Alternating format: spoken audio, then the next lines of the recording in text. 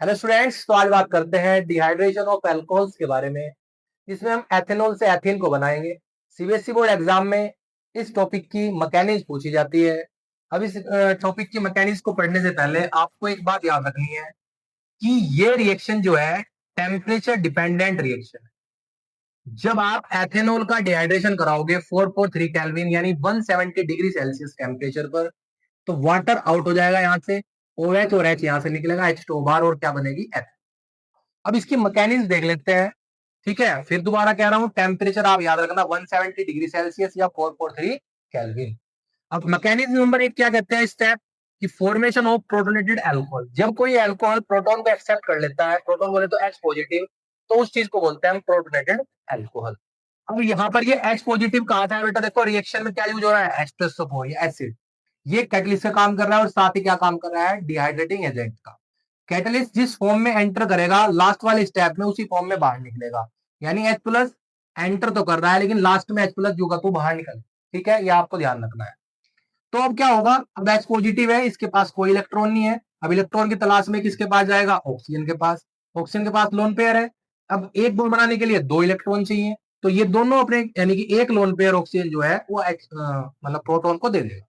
अब क्या होगा, इस ऑक्सीजन के पास पहले से एक H है, ठीक है। दूसरा H कहां से आया भैया, इसने इलेक्ट्रॉन ले लिया ऑक्सीजन के इस H ने। ठीक है। अब क्योंकि ऑक्सीजन ने इलेक्ट्रॉन इस H को दिए, तो इसलिए चार्ज कैसा आया, पॉजिटिव। और इस अल्कोहल ने H पॉजिटिव यानी प्रोटॉन को एक्सेप्ट कर लिया, इसलिए इसका नाम क्या है, प्रोटोनेटेड अल्कोहल। ठीक है।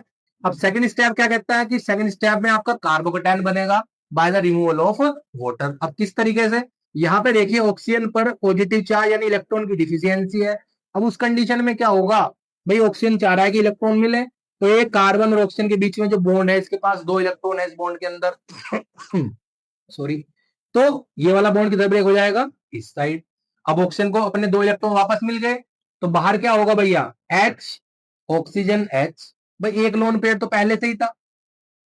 ठीक है। अब इन दोनों को ये 2 इलेक्ट्रॉन दोबारा इसके पास पहुंच गए, तो एक लोन पेयर और आ गया, तो बाहर क्या हो गया, H2O। अब क्योंकि बॉन्ड इधर ब्रेक हुआ, कार्बन के पास से इलेक्ट्रॉन गए, तो कार्बन पे चार्ज कौन सा आया, पॉजिटिव। तो इसलिए से बोला गया बेटा कार्बोकेटायन, क्योंकि जब किसी कार्बन पे पॉजिटिव चार्ज हो गए तो क्या बने, कार्बोकेटायन बनता है। क्लियर बात। अब लास्ट स्टेप हमें क्या कहता है, फॉर्मेशन ऑफ फाइनल प्रोडक्ट या कि एथीन, जो कि हम बना रहे हैं। नॉर्मली आप देख रहे हो, हमने क्या कहा था आपको कि H पॉजिटिव कैटलिस्ट की फॉर्म में एंटर करा, तो लास्ट में जो का तो बाहर निकलेगा। अब यहाँ पर देखिए, इस कार्बन प्लस है, डिफिशियंसी है इलेक्ट्रॉन की, तो ये H अपने इलेक्ट्रॉन दोनों इस वाले कार्बन को दे देगा। अब यहाँ से जब इसके पास इलेक्ट्रॉन चले गए, तो H पे चार्ज कौन सा आया, पॉजिटिव। तो बाहर क्या हुआ, H पॉजिटिव। इसका नेगेटिव, इसका पॉजिटिव, क्योंकि नेगेटिव का मतलब 2 इलेक्ट्रॉन।